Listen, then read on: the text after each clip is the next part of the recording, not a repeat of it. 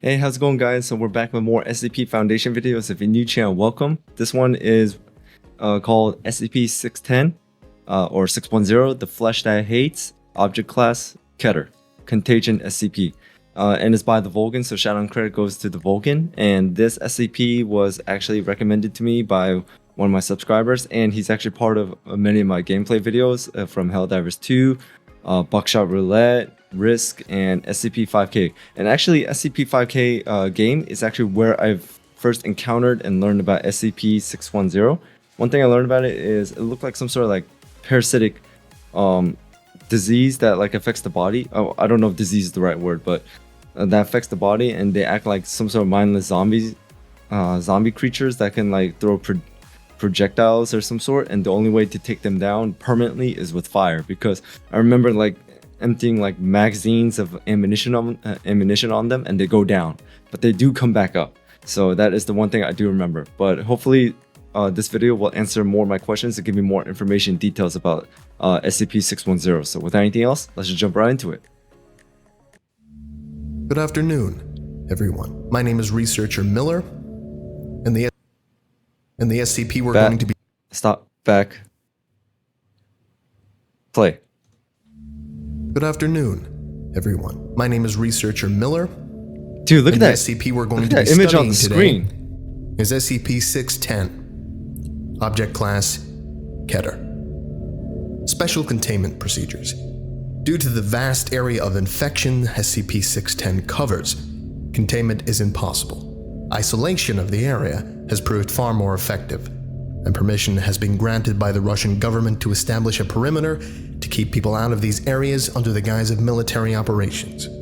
Should any organism displaying traits consistent with SCP-610 be sighted near this perimeter, then the established protocol requires it be engaged at range with small arms until immobile, then dispatched using incendiary weapons and munitions from as great a distance as possible. Yep. Any living thing coming in physical contact with an organism infected with SCP-610 is considered expendable and is to be immediately terminated and incinerated. Like I said, that's basically how we took him down. Basically, in the game SCP-5K, we shot them with like assault rifles and some machine guns. And then for incendiary weapons, we didn't have like flamethrowers or anything like that. We only had flares, so we had to like light these flares and just throw them onto the bodies. Any persons coming within 3 meters of SCP-610 infected life are to immediately withdraw from the area, be isolated from the rest of the team, and subjected to medical examination using only remote techniques to determine if infection has occurred, and appropriate steps taken based on that determination. At present, the known infection vectors of SCP-610's spread seems to be focused on physical contact. Drone movements with heavily infected areas have returned air samples containing minute particulate, which, when exposed to organic compounds, will result in the spread of SCP-610. So it's the airborne. Results of these particular tests have revealed that most require several days to manifest, if at all, with the exception of direct contact with exposed lung and liver tissue. These particular tests show a rapid rate of growth, which requires incineration of the testing environment no more than 24 hours after initial exposure, even with a 2-hour mishap risking a compromised facility event. Given that this kind of rapid growth only occurs in organic material existing outside the human body, this form of infection is currently considered a minor concern. These peculiarities have given rise to a series of questions regarding the possible origin of the infection in conjunction with the fatal containment protocol remains at a scorched earth policy at this time, and no concern for transmission via water or air infection parameters exist, barring situational changes in the field. So it's highly contagious. Description. Initial reports of SCP-610 came direct from the Russian government through undisclosable channels. These reports consisted primarily of disappearances of farmers in the region, and were not considered until the local police, followed by the regional police, and finally, a government dispatch agent, all failed to report within a 72-hour period. A small military contingent was dispatched to the area and quickly withdrew, at which point the Foundation was contacted to investigate. The area SCP-610 affects is close to Lake Baikal in southern Siberia. Areas of known infection are marked on the map provided to us. Containment perimeters are marked in blue surrounding these infection areas, and as of present, no further locations have been identified. Incursions into the perimeter must be reported prior to conducting, confirmed during exploration, and debriefed on immediately following return. SCP-610 appears to be a contagious skin disease at first, with symptoms including rash, itching, and increased skin sensitivity. Within 3 hours, the disease will cause blemishes resembling heavy scar tissue to form in the chest and arm areas, spreading to the legs and back within an additional hour, consuming the victim completely within 5 hours. That's actually pretty quick. Exposure to high temperatures vastly decreases the time for the contagion to spread, and complete infections have been recorded occurring in as little as 5 minutes. After the completion of the infection occurs, the victim's life functions will cease for approximately 3 minutes, after which time they will restart at 2 to 3 times the activity rate of a normal human. Following this, the scar tissue on the victims will start to move of its own accord and grow at a rapid rate. Normal human features start to disappear at this point under the infection, and the path of mutation appears to be largely random. Subjects observed during this stage of infection have been recorded as growing 3 or more limbs of a type, such as arms or legs. The head may become misshapen and elongate or widen out, and parts of the subject may split open, from which additional branches of flesh will grow. The duration of this stage of infection is unknown, and not all subjects appear to progress to the later stages.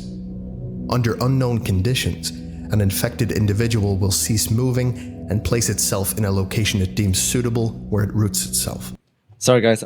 There was a message that was sent to us, so I had to read it, but I was still listening. I mean, the fact that this thing just like starts infecting, kind of like the symptoms of just like, you know, skin sensitivity, rash, and itching, things like that. It just seems normal, and then once it completely infects, and then it's just right there. It says parts of the subject may split open from which additional branches of flesh will grow, and then suddenly it just like. It's kind of like a mutation. It takes over. I do remember that from the game. I can't tell like which part is the head, which part is the body, which part is a limb. But it is just crazy. The fleshy growth on the victim will then begin to spread across all surrounding objects and consume them. Such objects do not spread infection as living creatures do, however, and the effect of prolonged contact with these objects is recorded later in this document. It is assumed that this behavior is to create an area hospitable to continued growth of the other infected. Observation of life infected by SCP-610 by staff is impossible. Those infected with the disease immediately seek out aid as natural human impulse resulting in unintended infections. Those infected past the scar tissue phase actively and aggressively attempt to infect anyone approaching them within an undefined area. It has been established that should an infected be capable of sight and observe an uninfected, it will proceed towards them. If the infected has lost the ability of sight, a range of approximately 30 meters is considered safe. Yeah, I mean, when it came to these kind of SCPs, when we fought them in the game, we need to keep our distance. Because not only the fact that they were able to do range attacks, but yeah, when they get close, then you could get swarmed easy. So 30 meters sounds about right, but to be honest, I would give it a little bit more than that.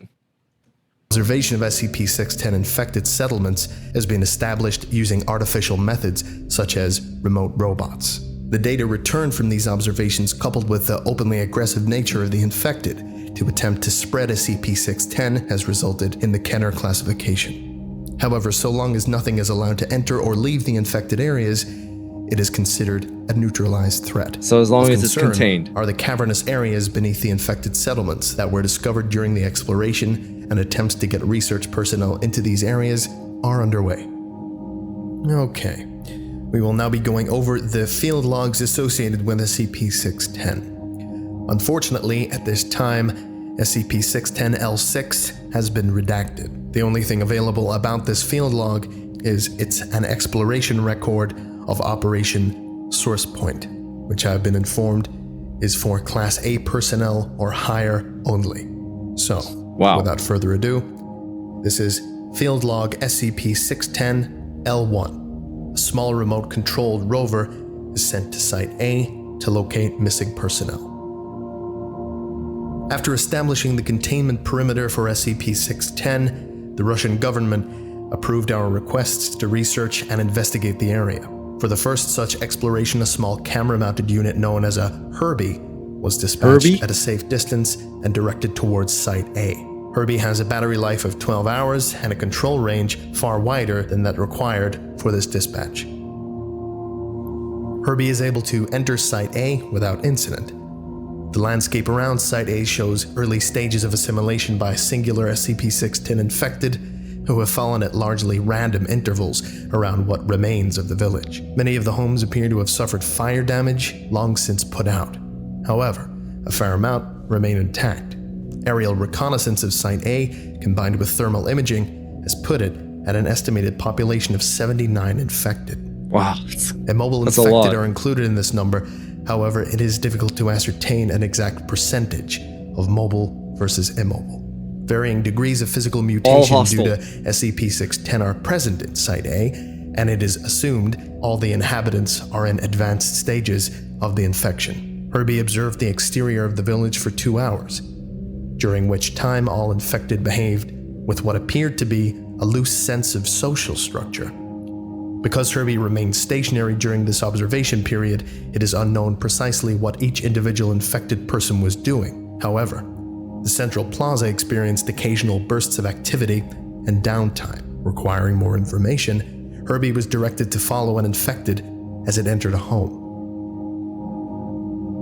There is a bumpy camera feed as Herbie scoots over the gravel behind the quickly shambling infected person. The interior of this home is the same as that attached to the primary file, or SCP-610. The infected being tailed is the one sitting at the table. After entering the home, Herbie's camera was raised slowly as to not to draw attention. This action was either unnoticed or ignored. The infected person is watched from the doorway as it hobbles around the home and stops at each of the other visible infected organisms. However, it appears to ignore the one under the table, which, while not immobile, does not leave that area. What this creature was before infection is unclear. After lapping the table and repeating this procedure 3 times, the primary infected person, known as Alpha, henceforward stops at the bedridden infected, known as Beta, and proceeds to assault it with furious punches. Beta is unable to leave the bed for unknown reasons, but it is not completely immobile as it flails its arms in response to the beatings delivered by Alpha. After several sustained minutes of this beating, a piercing sound explodes from the area around Beta, who then proceeds to project a cloud of unknown matter into the air from its chest cavity. Alpha lingers in the cloud as it floats in the air around them, slowly descending into the ground. The unknown life form on the table beside Beta begins to twitch in an apparent seizure, and Alpha again laps the room twice more, stopping again at each infected organism, but still ignoring the one under the table, as well as Beta now. After these 2 laps, Alpha seats itself at the table and reaches out to position the 3 plates atop it as if setting a dinner set. After the plates are positioned, the facial tendrils extending from Alpha wiggle up and start to coil on one of the plates before tearing apart and separating. This is repeated at each plate. The image attached to SCP-610's primary file is a still image of this occurrence. Yeah, I was about to say that. I may be in the way a little bit, so I do apologize about that. Yeah, because I mean, when he was like starting to talk about like dinner plates and the table and all that, and then I started like darting back and forth at the image and like what was explained. I was like, okay, so there's got to be like some sort of correlation between the two. But either way, Beta and also the creature Alpha, man, I'm still trying to like process and like keep following with this because I don't know what it is today, but I feel like I'm a little slow on following this morning compared to the rest of the days, but still I'm enjoying it and I'm still trying to piece it together. So if you guys want to make things a little bit more clear, or if you guys have anything to add, please put down in the comments below. After each plate is filled with Alpha's flesh, it leaves the table and approaches Herbie, which is moved from Alpha's path. Alpha leaves the home, but Kirby's camera remains focused on the table. After several minutes, a group comprised of 6 to 7 infected enter the room from outside, still ignoring Herbie. Each infected shambles as if movement is difficult, jerking in large steps or squirming in small ones. These infected all surround the table and each take turns grabbing handfuls of the flesh substance left by Alpha, pressing it into whatever orifices on themselves they can. Oh, damn. Some into mouths, some into the chest, some behind their backs, some under the arms. When all the plates are empty, this group leaves. Herbie remains here for several more minutes before retracting its camera and leaving. Immediately after leaving the home, Herbie collides with an object. Panning the camera around, the obstruction appears to be Alpha, whose facial tendrils are intermingling with another infected having similar mutations.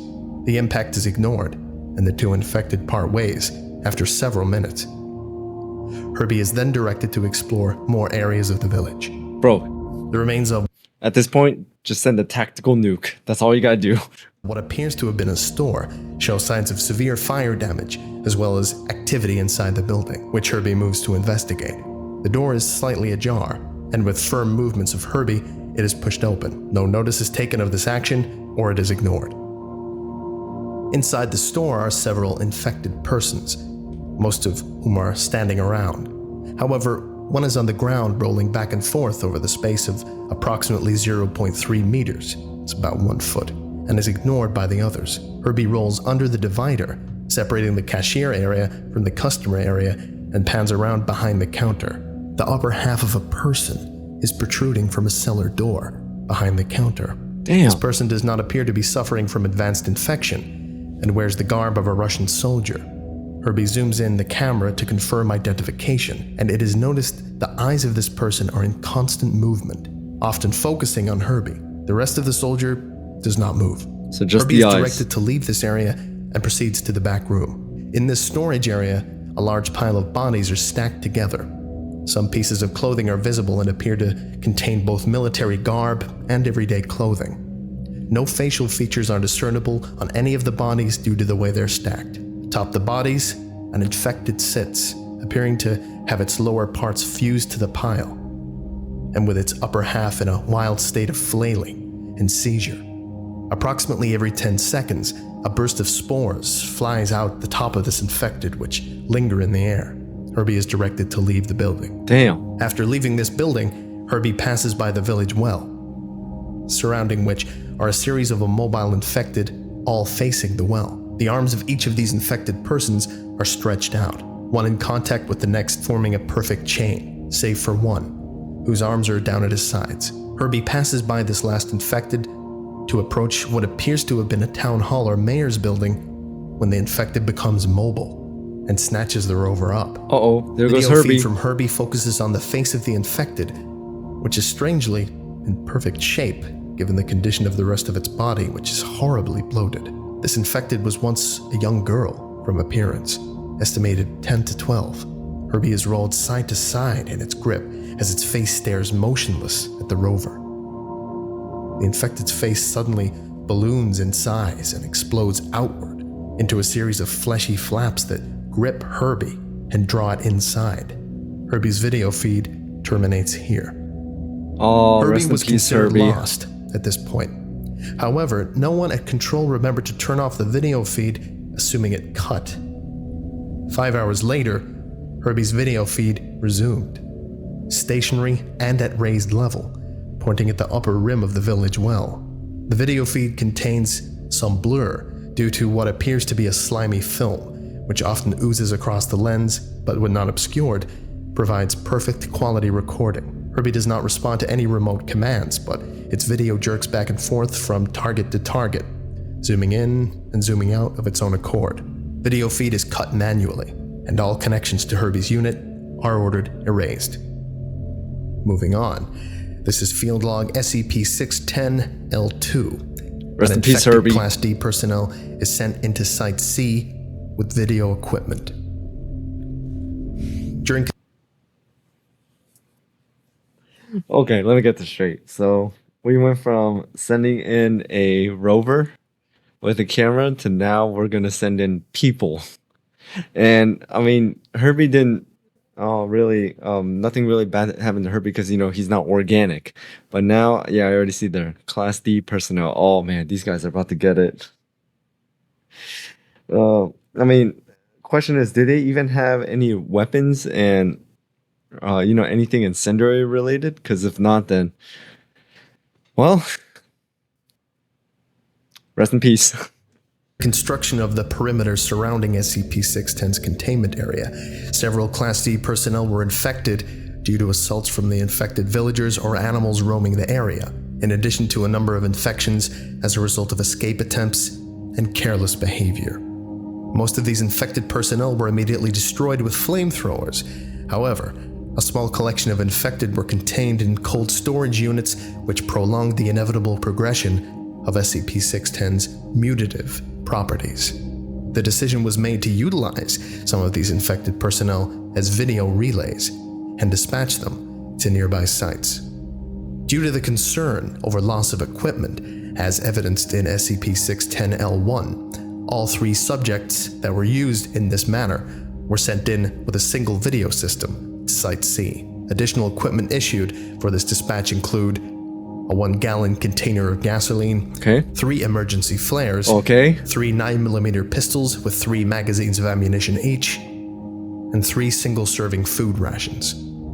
The infected personnel were instructed to observe and avoid interaction with the infected villagers as long as possible. I mean, 9mm pistols. I mean, they need like automatic weapons, but then again, they're D-class, so I doubt that they would give anything more than a pistol, but at least they have the emergency flares and the gasoline, so that should help, or that should kill them. The 9mm pistols is pretty much just to slow them down or to immobilize them. So, I mean, they do have a good chance, but 3 magazines, they really need to like make their shots count.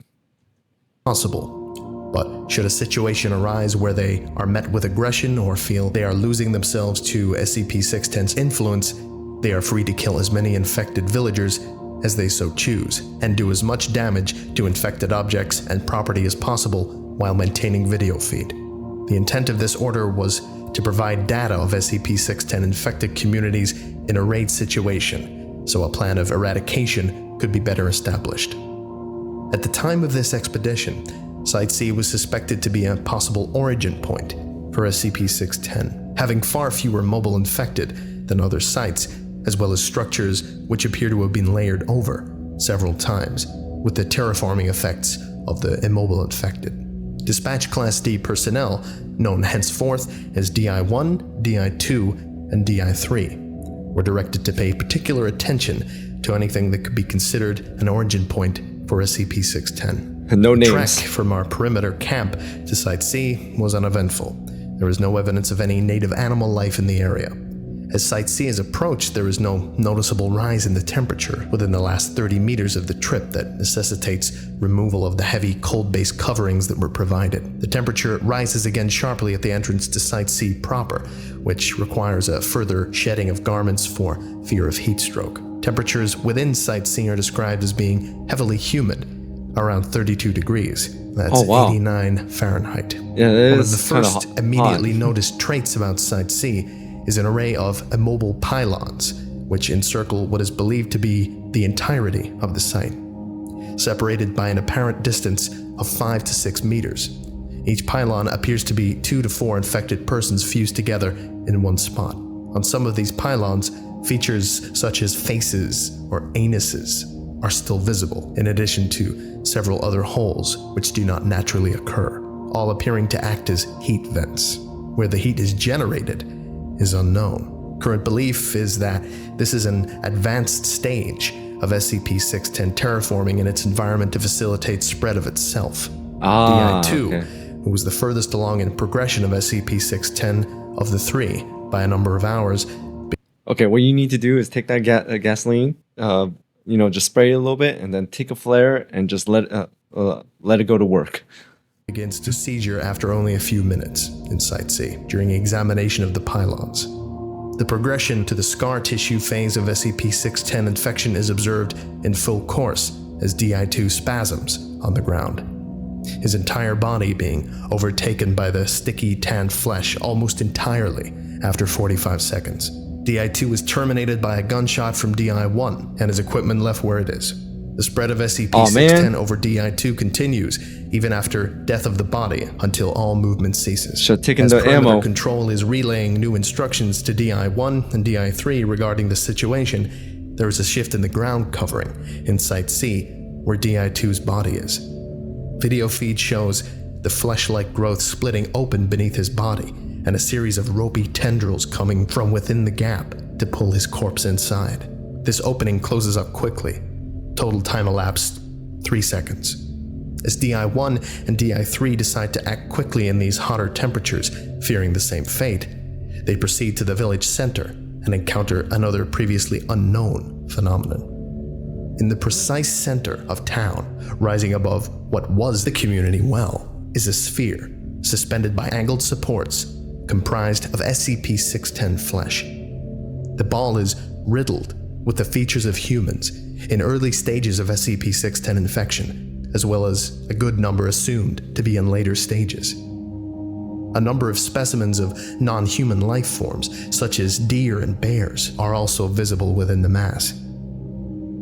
The entire sphere of flesh pulses at a roughly 5-second interval, and with each pulse emits a ring of spore-like material from its equator. This material floats to the ground and appears... I mean, guys, what I was just doing for the last few seconds was right there. It says a number of specimens of right here. A number of specimens of non-human life forms such as deer and bear are also visible within the mass. So far in SCP-5K, the game, we only faced against infected humans. I'm trying to imagine what would have happened if we went up against a bear.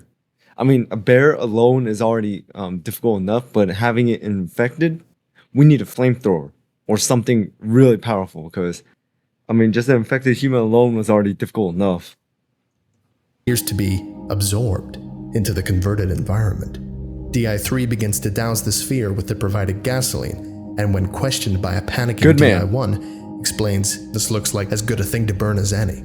At this point, perimeter control has ceased in giving commands due to the rapid deterioration of events. There is no reaction from anything within Site C to any of this activity until the precise moment at which a lit emergency flare is applied to the spherical mass, which immediately goes up in flames.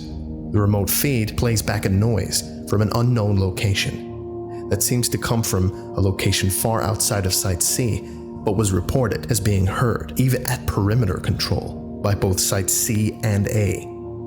The noise described as both explosive, as if multiple high-yield charges were detonated on a mountainside, and alive, like a large feral creature, roaring. Within 15 seconds following this sound's dissipation, Site A reported that a series of explosions had occurred within the village. 5 seconds after this report, the spherical mass in the middle of Site C explodes. DI-1 and DI-3 are thrown by the blast.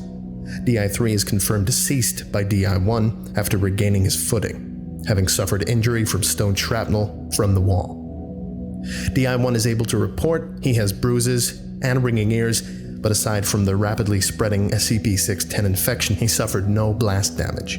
During this recording of footage, DI-1 had his video equipment removed and was looking into it. Due to the angle of recording, it is unknown precisely what occurred in Site C, but something draws DI-1's attention back to the center of town, where he stares for several moments and is then pulled in the opposite direction, the video equipment falling to the ground and recording in a skyward direction. The last moments of footage from DI-1's video unit display a humanoid figure moving through the air, followed by the sound of an impact in the same direction. Within 3 seconds of this event, an unknown creature steps upon the recording video equipment and destroys it.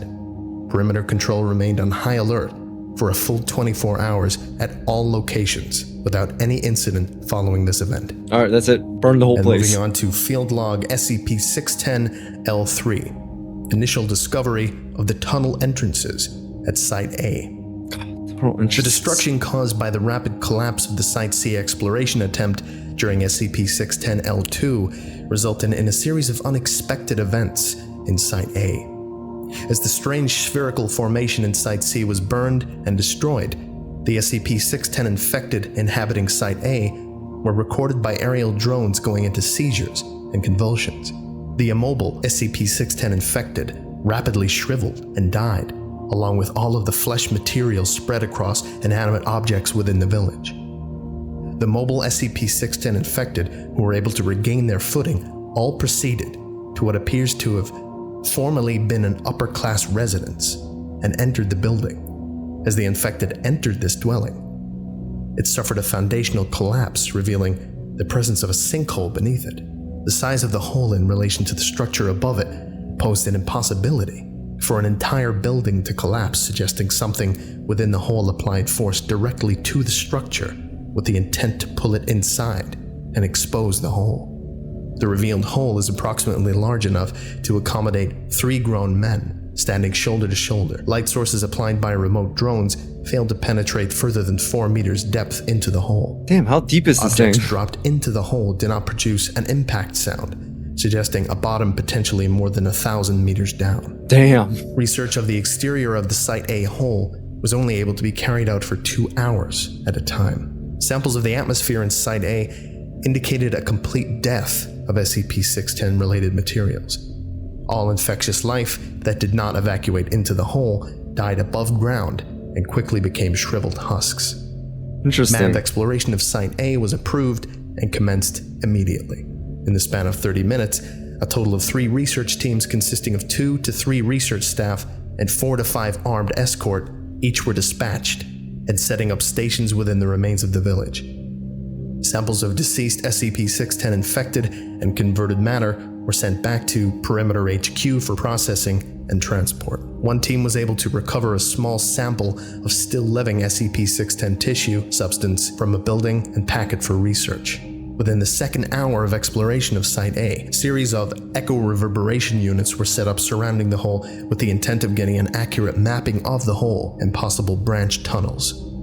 At the end of this second hour, before the echo units could be activated, seismic activity began to occur within Site A. Get out of there. 2 teams of the original 3 remained on site, the third en route back to Perimeter HQ with samples. The third team was instructed to proceed back to Perimeter HQ when seismic activity began, and were told that Site A should not be returned to for assistance. Out of those 3 teams, I want to be on the third team, so that way I could be out of there.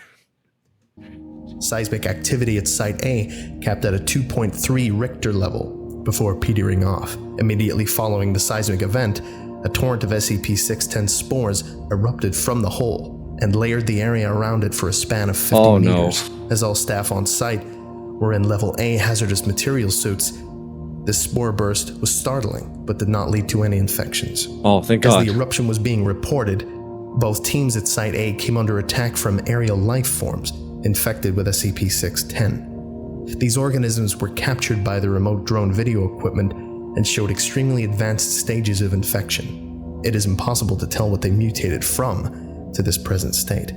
Many of the avian creatures attacked eagles? by splitting their heads in half and clamping them against research members, pulling them into the air and dropping them into the hole when possible. These avian infected proved vulnerable to small arms fire. In dispatching them, a total of 2 research staff were lost to the hole, and 1 injured due to crossfire. The injured staff was put down immediately upon showing signs of infection due to his suit breach. Understandable. Before video and radio contact was lost with the remaining teams inside Site A second seismic event began to occur, starting out in the 1 to 1.5 range and scale. Attention was directed at the hole to prepare for a second assault. A second spore burst erupted from the hole during the rising seismic activity. At the point where scales registered a 3 to 3.5 in force, a new unseen SCP-610 entity began to emerge from the hole. The only footage captured of this creature depicts an engorged human head, approximately 20 times larger than normal, pressing itself out of the hole with no discernible body. Video and radio contact were lost as seismic forces increased to 7 on the scale for 2 seconds duration, then abruptly ceased.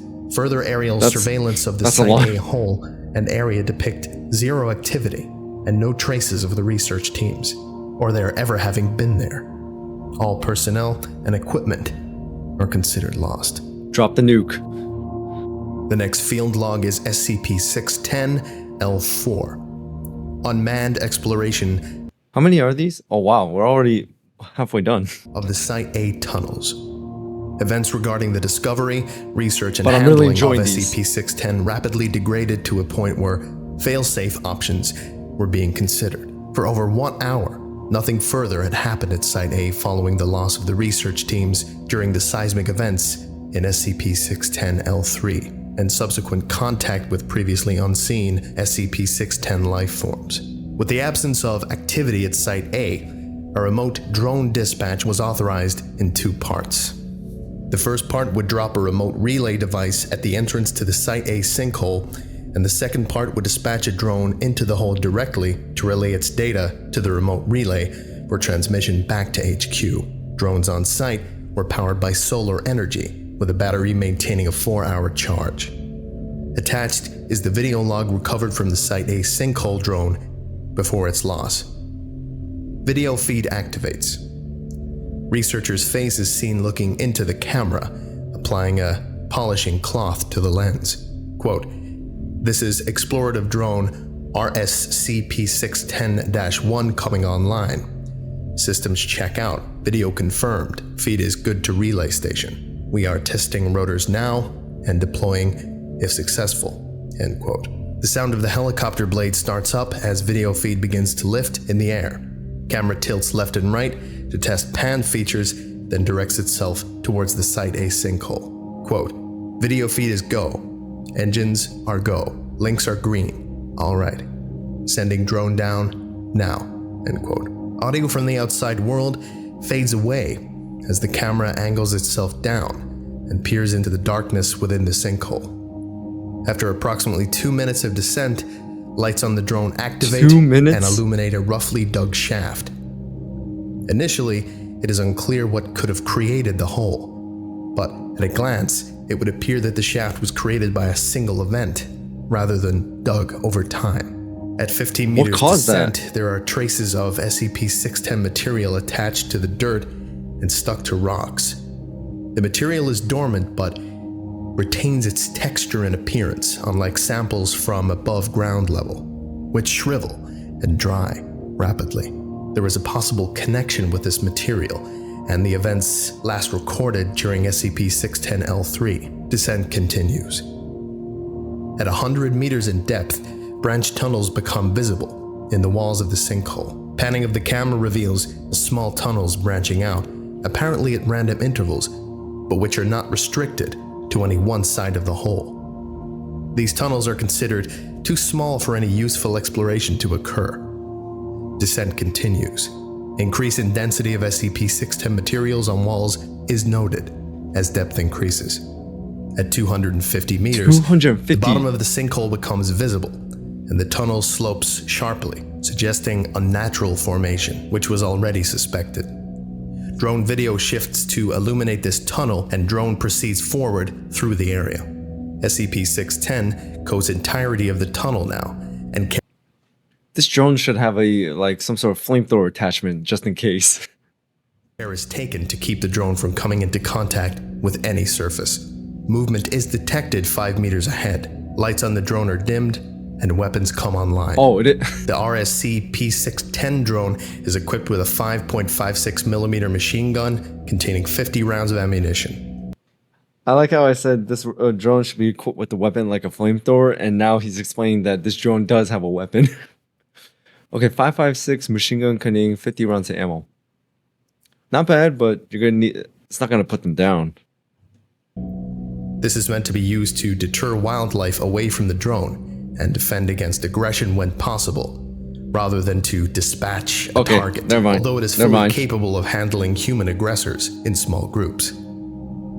Camera focus turns to the moving mass of flesh ahead at 3 meters. After focus clears, the movement appears to be coming from what appears to be a deer, uninfected, wriggling in the grips of tendrils composed of SCP-610 material. Deer is being suspended above the ground with unclear intent.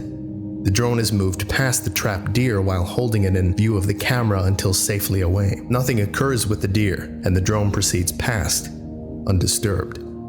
The previously fairly level ground of the tunnels displays large humps in apparently random placement. 5 meters ahead of the drone, 30 meters past the encountered deer. Upon approach, these lumps turn out to be similar to the infected villagers who escaped from Site A into the sinkhole after the destruction of Site C. The sound of rushing water is now detected, and the drone is pushed forward. 100 meters further into the tunnel, the sound of running water is now deafening. Drone lights reveal a running stream of water, potentially from one of the adjacent rivers in the area. A sample vial is placed in the water, allowed to collect, and then released with an active tracking beacon.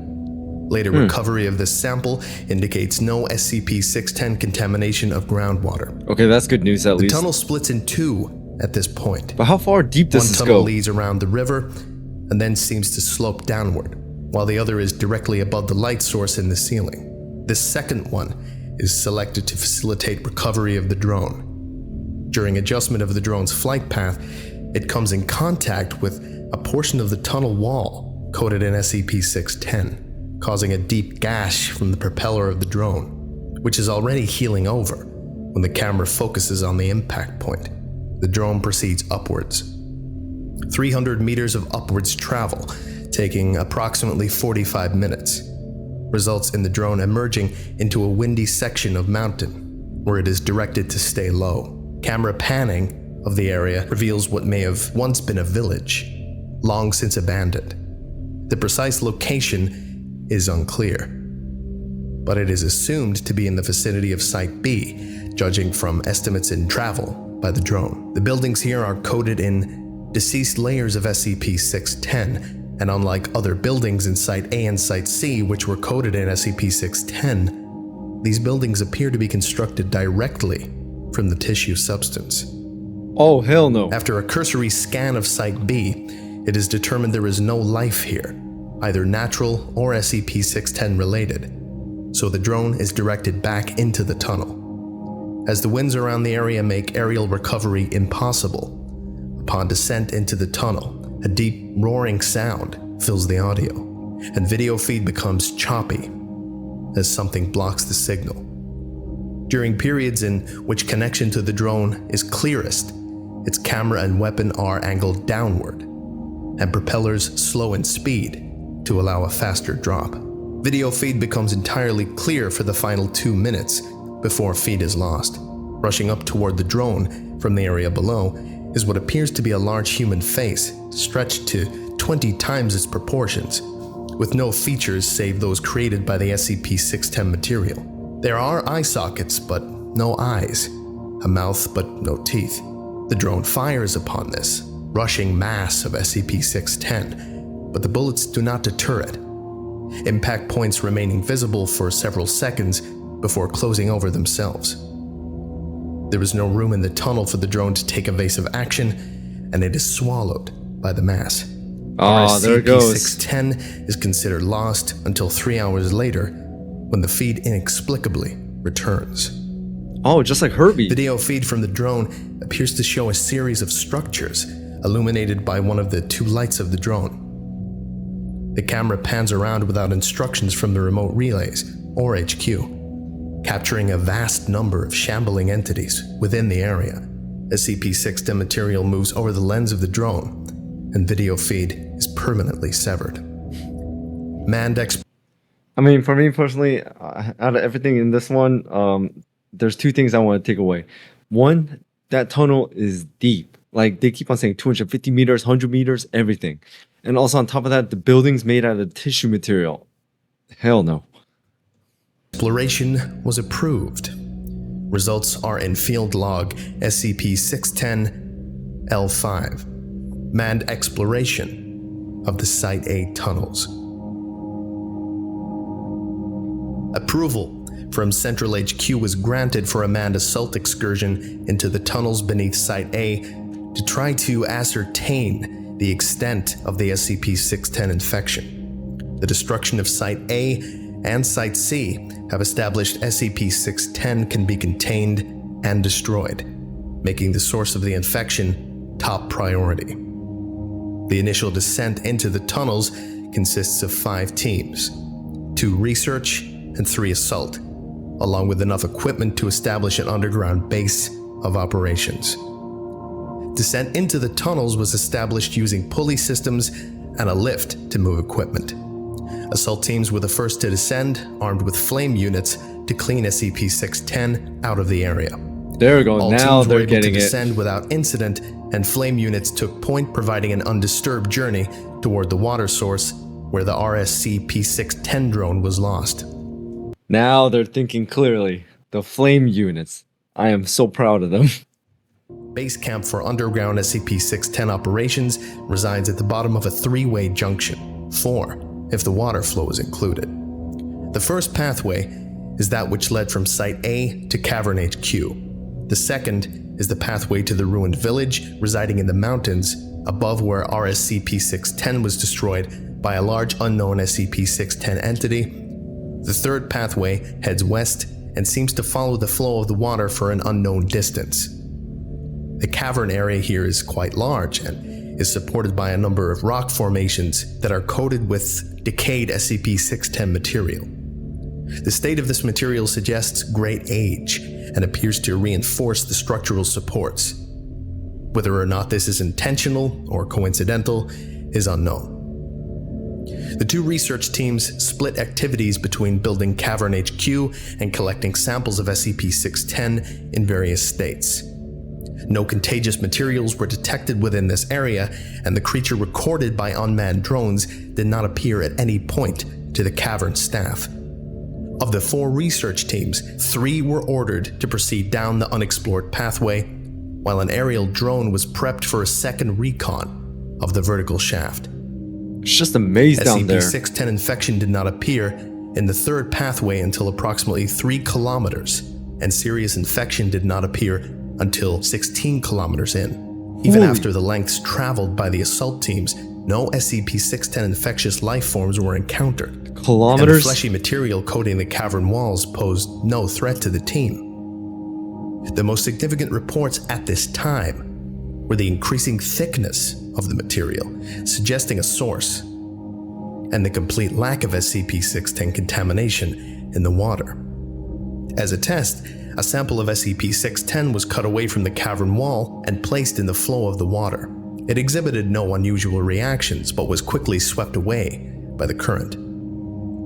At 20 kilometers in, So it sounds like SCP-610 contamination is mostly focused airborne related. It doesn't sound like it has a really strong effect in the water from what I've been listening to because the hazmat suits are the best way to like defend against it, but because if you breathe it in, you're done. But it sounds like there's no contamination in the water so far. the leader of the assault teams requested a transport buggy to be dispatched to them. One was available at above ground HQ. However, it would take time to move it to Cavern HQ and then remote drive it to the teams.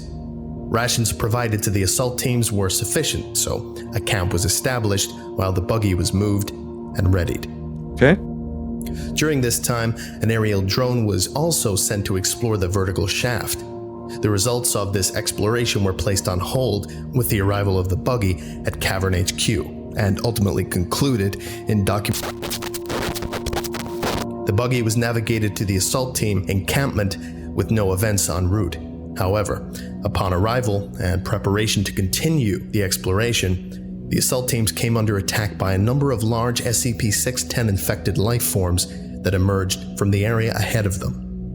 Video recovered from the assault team cameras show them caught off guard, as SCP-610 infected made no sound and were undetectable. On one film, for 1 to 2 seconds, it appears that some of the creatures are coming out of the SCP-610 materials on the wall, not emerging from them so much as being created by the material and then breaking away to act independently. During this, Hold on a second. It appears that some of the creatures that are coming out of the SCP-610 materials on the wall, not emerging from them so much as being created by the material. So 610 can now create their own like sentient creatures, so it doesn't have to just infect. Oh god, this is a problem. assault, an attempt to protect the buggy, members were lost to the water currents, and contact with them was lost. Oh Contact damn. was regained, however, and is recorded in SCP-610-L6. The remainder of the assault team now consisted of 3 members, armed with a single flame unit. Use of this unit to repel the assault proved vital, as standard firearms did minimal damage to the infected creatures. These infected creatures show minimal traits to associate them with any known form of life in the region, giving rise to the belief that they may have been spawned by the SCP-610 infection itself as a form of defense. No further casualties were suffered during the raid, and the remaining members managed to eliminate all attacking infected. Nice. Allowing them to continue with exploration with added orders to attempt to locate lost team members. A further 20 kilometers into the tunnel, the river separated from the tunnel pathway, and the team was instructed to abandon the recovery order, given the inability to navigate the waters safely. A total time passed before the remaining assault team reached an end in the tunnel. At the perimeter of the area, now known as Site B, the team came under assault again from a smaller number of SCP-610 that were much larger in size. Oh god. These infected appeared in the tunnel as if they were lying in wait for the approaching team. Oh, they laid an creatures were ambush. dispatched using the flame unit, although all fuel for the unit was expended in this act. The assault team was now limited to standard weapons and short-range personal flame units. Well, at least they got A something. time lapse of 5 minutes is allowed to pass before the team proceeds further into Site B, cautious of further assaults by SCP-610 infected. The tunnel widens out into what appears to have once been a village of intermediate age. The construction of the buildings in this area are primitive compared to the settlements at Site A and Site C, and are clearly of human construction. Many of the buildings rest at angles or slants, suggesting that they were disturbed by a cave-in. By the way, he said the sentence right there. The tunnel widens out into sentence. Not what appears to have been once with the village of. He says intermediate age, or is it indeterminate age? Like, did he just read it a certain way, or did I just hear it incorrectly and I said it wrong? Either way. Of interest is a building that appears to be a church with a working clock tower. This building is built atop the remains of 2 older buildings that have fallen completely and has a visibly stable foundation. Interesting. Surrounding all structures in this area is a depression in the ground filled with a substance resembling a liquefied form of SCP-610 fleshy materials. The pool moves as if acted upon by minute and unseen forces, rippling outward from invisible contact points and rolling in waves from unfelt winds. The team avoids this pool at all times and proceeds through the ruins slowly on stable foundations where possible, making the church their target area. Within the church are pews, as would be expected. However, there are only 4, one of them shattered, when the building could accommodate as many as 20. The 3 intact pews were arranged in a 2-1 formation facing a pulpit. There is no trace of dust on any surface, the entire area appearing to be immaculately clean, given the location and believed age. Behind the pulpit is a hole in the floor exposing an area of the SCP-610 pool beneath the building. The church in ruins appear to be uninhabited, and exploration of the church proper is uneventful until the clock tower bell tolls. This tolling triggers a shudder in the building, followed by human screams from the ceiling. Whoa. Lights shone upon the ceiling reveal a large mass of SCP-610, from which descend a series of 6 wooden circles. Strapped to each circle is a living human, coated entirely from neck to toe in SCP-610, but having an exposed head, which appears uninfected. These human captives scream as the bell continues to toll and the circles move to the ground. What the? The team begins to move toward one to investigate, when an unknown creature cries from outside the building, prompting them to take cover in the shadows near the pulpit. The light sources are extinguished, pitching the entire area into darkness. Night vision is left off to avoid revealing the team's location. The sounds continue to emit from outside of the church, So they're just blind. drawing closer but lower than the frantic screams of the captive humans. At least one noticed the team, as the captive humans often call out to be saved. From the entrance to the church, a candle lights on the side of the doorway, then one on the other side. A figure is seen holding a small torch and moving back and forth between a series of candles to light the doorway.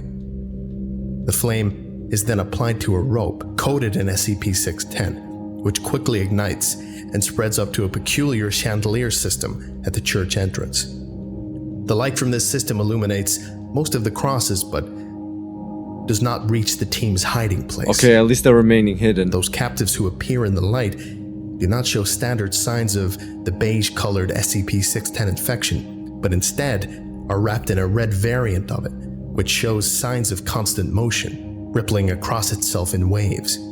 From outside the church, a flood of SCP-610 infected shamble quickly into the area, ignoring the man who lit the candles and stands in the middle of the room. They proceed to the captives on the wooden circles and begin to pull at the red SCP-610 masses, resulting in further screams and cries.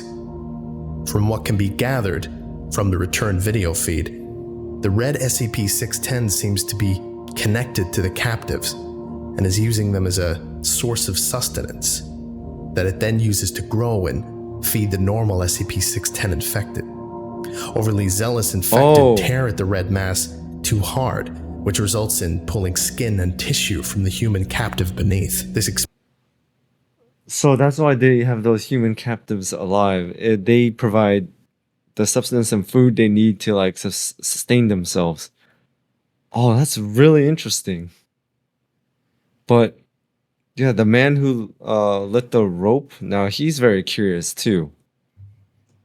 Exposed area is quickly covered over by the red mass, which then grows in size. Feeding like this continues for approximately 6 minutes, at which time the candle-bearing figure sounds a gong and all infected entities move to the pews. There are several more creatures than seats, but none move past the frontmost pews.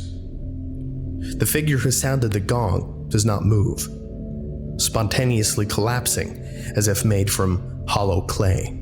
From the pulpit area, activity is noticed as a pillar of SCP-610 flesh rises through the hole and extends. I'm trying to like imagine all itself this toward the gathered creatures. No sound is heard, and no motion is recorded once the pillar stops moving. The silent period persists for 10 minutes without even the human captives making a sound, having fallen silent at an unknown point. The pillar of SCP-610 retracts back into the hole it emerged from without any warning, prompting the departure of the infected from the building. The candles remain lit, and the team emerges after all infected appear to leave the area. The descended captives remain at ground level as well, all screaming, seeming to have ceased, but still showing signs of life with heavy breathing and movement. Upon departure from the church, camera feeds from all 3 members became erratic. Camera 1 ceases transmitting completely. Camera 2 shoots straight up into the air for several meters. Camera 3 captures the member with Camera 2 being flung by a tendril that emerges out of the ground itself, swinging them out of sight onto the other side of the ruins. Camera 1's feed is restored and displays Camera 3's owner running briefly in the direction of the lost team member, only to turn and run back as SCP-610 infected pour from between buildings. Combat. Yeah, so that's what I remember from SCP-5K. So not only does SCP-610 like fling some sort of like red substance at us, it also uses some sort of ground attack where like as mentioned, tendrils like pop out of this ground like spikes, and it causes huge damage towards us. So Object Class Keter is it fits perfectly well with them because they are a huge threat. I mean, like I said, if you guys really want to experience like facing SCP-610 in combat and things like that, I highly recommend playing SCP-5K game. Ensues between the 2 members and the onrushing infected using assault rifles and personal flame units, successfully driving back enough of the horde to make an escape towards the buggy.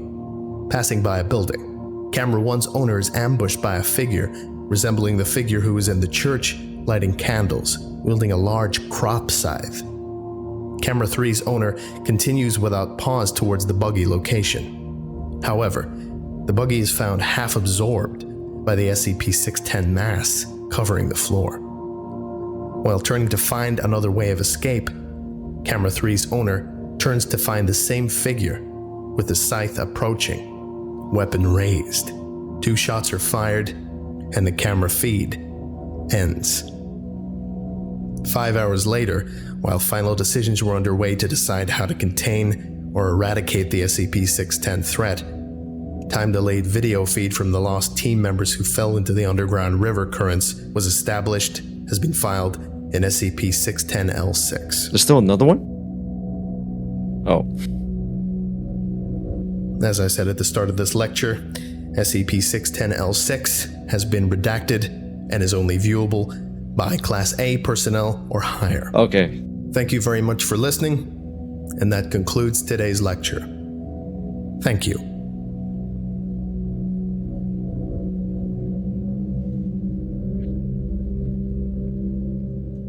Okay, that was almost an hour long, but this was still a really great video. So shout out and credit goes to my subscriber Long Range Zombie X for recommending the video. And also, like I said, if you really want like a better visual representation of this SCP, like you want to see in action or actually fight against it, I highly recommend playing SCP-5K. But either way, this SCP is very dangerous, very infectious, and very contagious. So having it contained or just having fire near you, any type of fire weapons like flares, flamethrowers, is the best way to just keep it away. But either way, this was really great. So that's all I got for today. So thank you guys for tuning in. Thank you guys for watching. Hit that notification bell so you know I drop another video. And also shout out to all my members, subscribers, viewers. You guys are amazing. Thank you so much for your support, guys. I really do appreciate it. So without anything else, see you guys next time.